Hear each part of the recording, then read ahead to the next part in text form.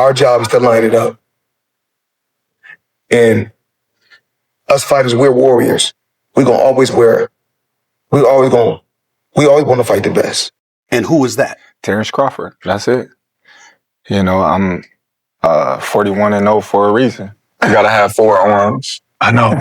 I know. 6 eyes. Floyd Mayweather gave a warning to Crawford after debates about who would win. Floyd made it clear this warning was about chasing something that might never happen.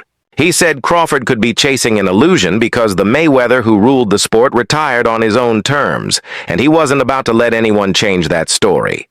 Man, me versus anybody, I'm gonna always say me. Okay. Come on now. Who do you think wins in a fight, you or Prime Floyd? Me. No questions? Oh, why would you think that I would say Floyd? You know, that's one of my favorite fighters. But yeah, no. Floyd told Smith that boxing isn't only about who is stronger right now, it's about who controlled the spotlight when it really counted. And in Floyd's eyes, Crawford being in his mid-30s is too late to demand a fight that should have happened when it would have made the biggest money. I don't want to lose. I don't want to lose because now society has shaped things to where if a fighter lose, they talk so bad about, oh, he's a bum. I knew he was overrated. Oh, y'all hyped him up, and now they got to hear it. But back in the day, they didn't have social media.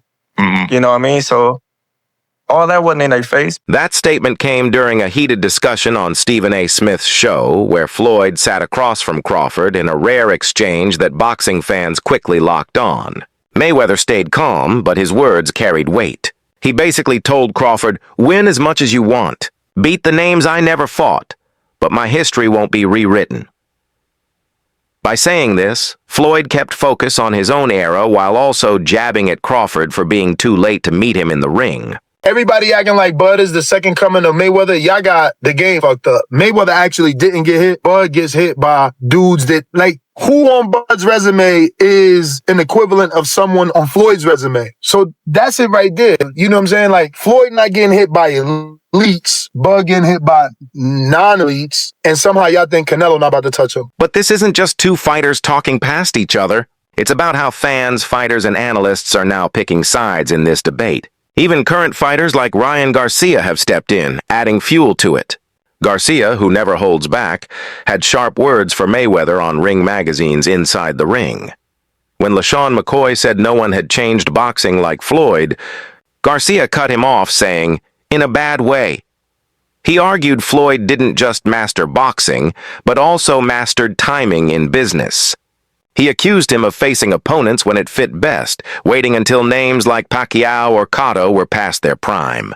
Garcia said Floyd never fought anyone in their best years after junior lightweight, claiming his perfect record was built more on matchmaking than pure fighting. To Garcia, that's where boxing went wrong, because after Floyd, fighters cared more about protecting the zero than chasing the hardest fights. Floyd versus Triple G.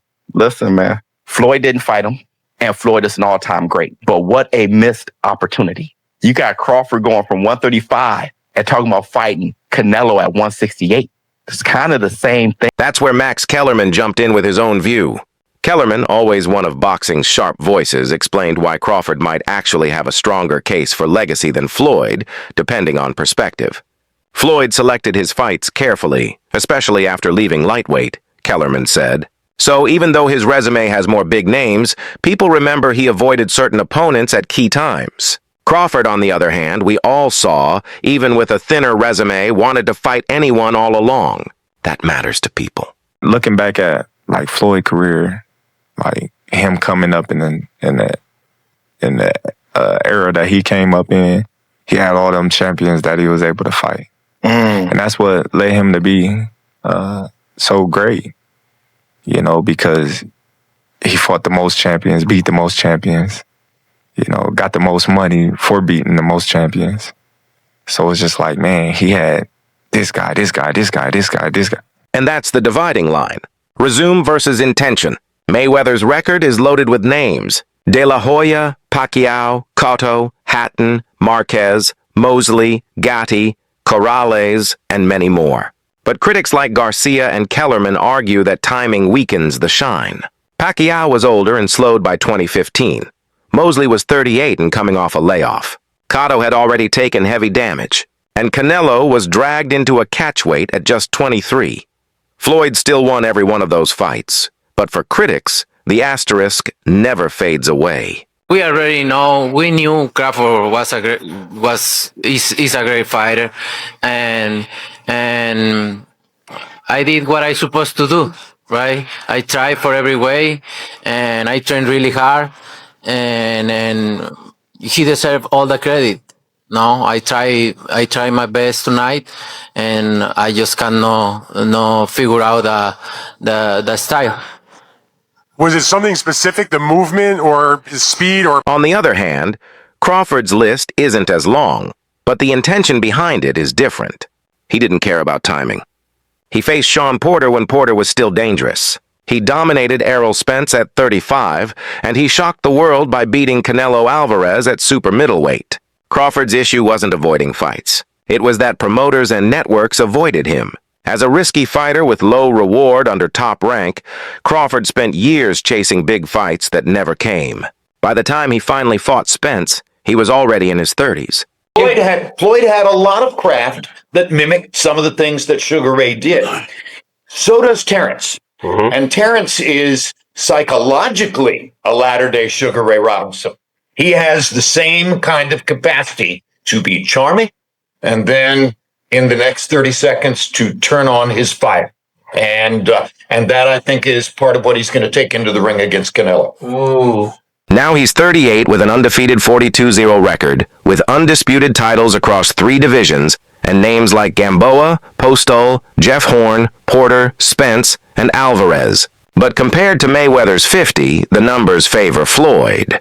8 fewer wins might not sound huge, but in legacy, every number counts. Still, Crawford holds one card Floyd never did, chasing a 6th division. If he moves to middleweight and grabs a title, he'll achieve something Floyd never tried. Floyd stopped at 154.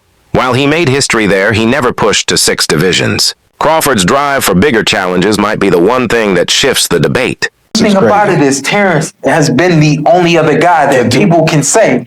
The timing of their careers adds another angle. Crawford won his first world title in 2014, just a year before Floyd beat Pacquiao and then Berto to close his run. The overlap was thin but real. If Floyd had stayed longer, the fight could have happened. But by then, Mayweather was defending his legacy, not building it. And that's what he really told Stephen A. Smith. Don't ask now. If it was meant to happen, it would have been when the money and interest were highest. That moment is gone, and so are the what-ifs. Crawford's wins today don't pull Floyd back into the ring.